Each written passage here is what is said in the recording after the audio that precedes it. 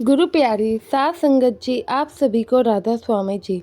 सात संगत जी, विश्वास क्या होता है वह आपको इस वीडियो से पता लग जाएगा। बाबा जी हमेशा ही आप लोगों के साथ है, लेकिन आप लोग समझते ही नहीं हैं। हम सभी नहीं समझते हैं कि उनकी क्या दया मेहर हम पे बरसती है। बस अपने मन में हमेशा ही शंका लिए घूमते हैं।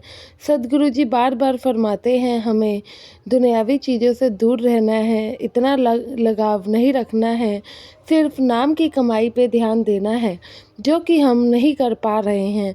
साथ संगत जी, आपसे विनती है कि वीडियो के अंत तक ज़रूर बने रहें और संगत के अपने इस चैनल से जुड़ने के लिए चैनल को अभी तक सब्सक्राइब नहीं किया है तो ज़रूर करें जी। फेसबुक पर देख रहे हैं तो पेज को फॉलो करना ना भूलें जी। साथ संगत जी, यह घटना एक सेवादार भाई की है जो कि डेरे में बाबा जी के साथ रहकर उनके सभी काम करता था।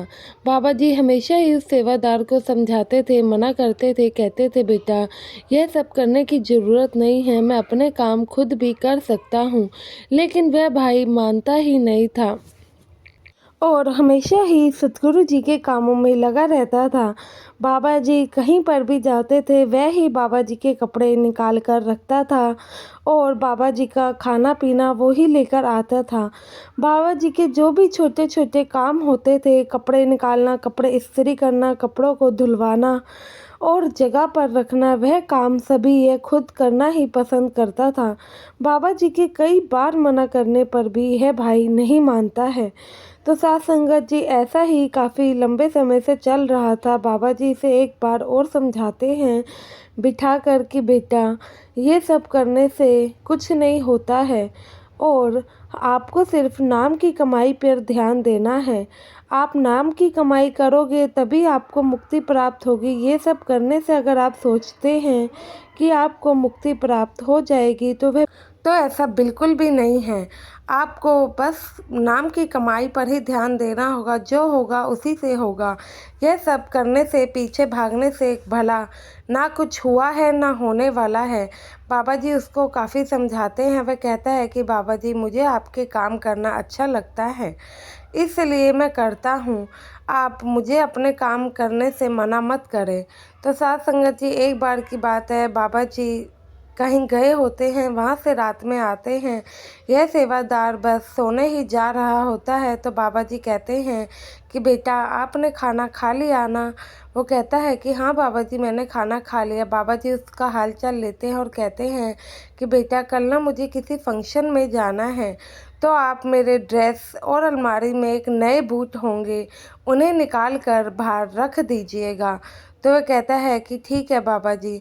जब अगला दिन आता है, वह बाबा जी के कपड़े और नए बूट निकाल कर बाहर रखता है तो नए बूट उसे काफ़ी ही पसंद आ जाते हैं। वह नए बूटों के बारे में सोचता है कि यह तो बड़े महंगे ही होंगे और इतने अच्छे जूते, क्या एक बार मैं इसे पहनकर देख लूँ? काश ये जूते मेरे पास भी होते। वह जूते उस सेवादार भाई को काफ़ी ही पसंद आ जाते हैं, दिल को भा जाते हैं। अब उसका मन था कि वह उस जूतों को पहन कर देखे, लेकिन वह कहता है कि मैं ऐसे कैसे बाबा जी के जूतों को भला पहन कर देख सकता हूँ? अगर ये जूते गंदे हो गए या फट गए तो फिर बाबा जी क्या पहन कर जाएंगे? और बाबा जी कहाँ इतनी बड़ी हस्ती और मैं कहाँ, तो मैं ऐसे कैसे बाबा जी के जूते पहन सकता हूँ? वह कई बार अपने मन को समझाता है, लेकिन साथ संगत जी, बाबा जी कहते हैं ना, मन को काबू अगर जिसने कर लिया तो हम हर चीज़ों पे नियंत्रित पा सकते हैं। भला अगर हम मन को ही काबू नहीं कर पाएंगे तो फिर हम कुछ नहीं कर सकते हैं, क्योंकि मन को काबू करना ही बहुत ज़्यादा मुश्किल है। वह अपने मन को काफ़ी देर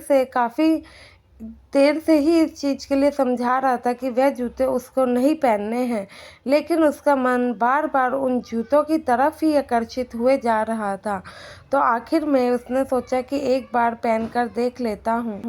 तो साथ संगत जी, आखिर में उसने अपने मन की ही बात मानी और उन जूतों को पहनकर देख लिया। जब वे जूते पहने तो उस भाई के जूते फिट आ गए और अपने आप को शीशे में देखकर कहने लगा कि वाह कितने अच्छे जूते हैं, यह मेरे पैरों पर कितने अच्छे लग रहे हैं।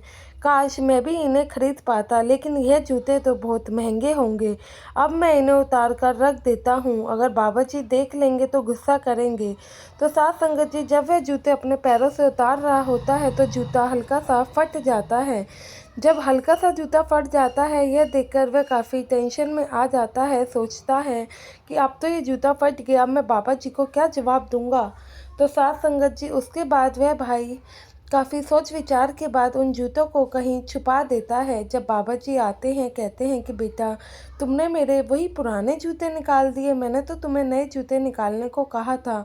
तो वह कहता है कि बाबा जी, मुझे तो आपके नए जूते मिले ही नहीं। तो बाबा जी कहते हैं कि बेटा, ऐसे कैसे हो सकता है, मैंने तो कल ही वहाँ पर अपने नए जूते रखे थे। तो वह भाई कहता है कि नहीं बाबा जी, मैंने खूब ढूंढा, लेकिन आपके जूते मुझे नहीं मिले हैं। तो बाबा जी उस सेवादार को बुलाते हैं जिससे बाबा जी ने अलमारी में जूते रखवाए थे। तो वह सेवादार भी कहता है कि बाबा जी, जूते तो मैंने यहीं रखे थे, फिर पता नहीं अचानक कहाँ चले गए।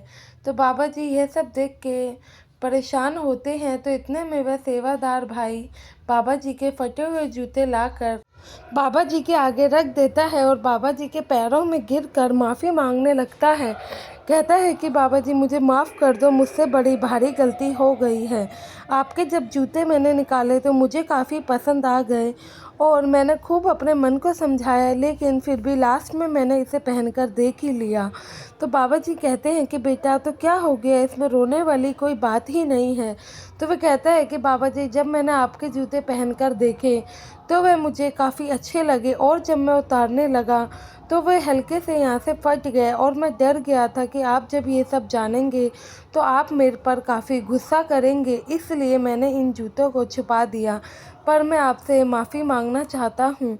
और सेवादार भाई के मन में यह चल रहा था, कहीं बाबा जी अब उससे उस जूते के पैसे ना मांग ले, और भी कहीं तरह तरह के ख्याल उसके मन में आ रहे थे। तो साथ संगत जी, बाबा जी तो सब जानी जान है। बाबा जी उस पे सर पे हाथ रख के कहते हैं कि बेटा, खड़े हो जाओ, और तुम ऐसा भला क्यों सोचते हो, और इसमें कौन सी ही बड़ी बात हो गई। यह जूते तो मैंने वैसे भी आप ही के लिए रखवाए थे, मैं तो बस इसलिए कह रहा था कि तुम इसे निकाल के रख दो, क्योंकि मैं इसे खुद तुम्हें देना चाहता था, और मेरी संगत से ज़्यादा भी बढ़कर भला कुछ मेरे लिए हो सकता है कि अगर आप ये जूते मुझसे वैसे भी मांग लेते तो मैं आपको ज़रूर दे ही देता, और ये मैंने आपके लिए ही मंगवाए हैं।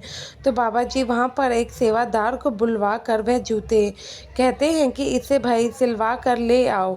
इतने में वह जूते जब सिलकर आते हैं तो बाबा जी खुद उन जूतों को सेवादार भाई को दे देते हैं।